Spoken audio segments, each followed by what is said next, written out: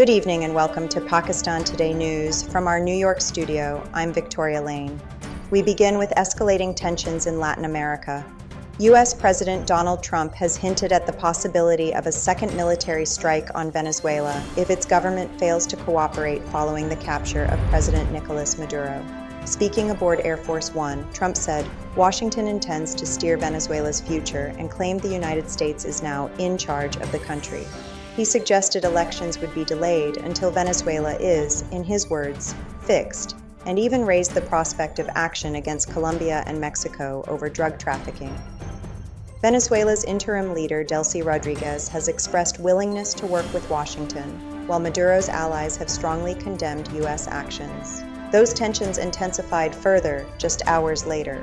Speaking from Mar-a-Lago, President Trump issued stark warnings to Mexico, Cuba, and Colombia, defending the capture of Nicolas Maduro as necessary for regional stability.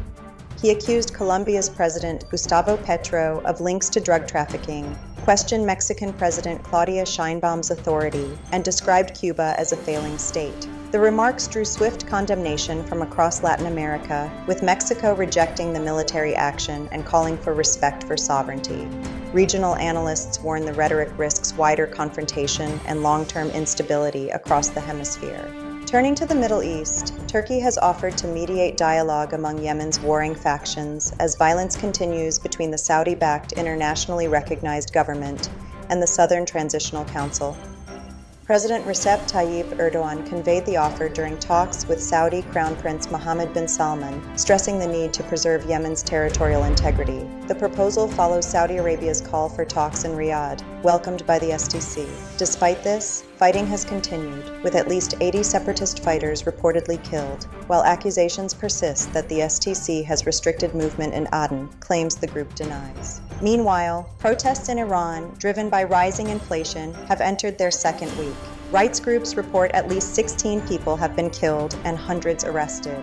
Israeli Prime Minister Benjamin Netanyahu has publicly voiced support for Iranian demonstrators, a move seen as a direct challenge to Tehran. Iran's government has announced a monthly economic allowance to ease public hardship, even as security forces continue detaining protest leaders. The unrest underscores deepening domestic discontent and growing regional diplomatic friction.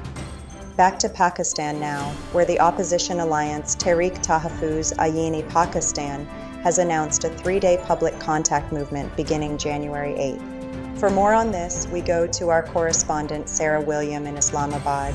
The opposition alliance says the campaign aims to directly engage citizens on political and constitutional issues ahead of the upcoming elections.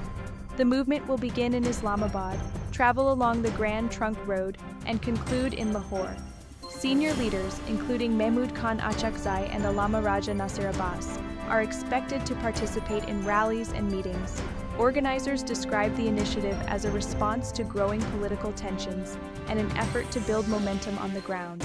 Thank you, Sarah, for that update from Islamabad. Political tensions remain high, with Defense Minister Khawaja Mohammad Asif launching a sharp critique of PTI founder Imran Khan. Asif said Imran Khan has no agenda beyond personal interest and prioritizes his own ambitions over national concerns.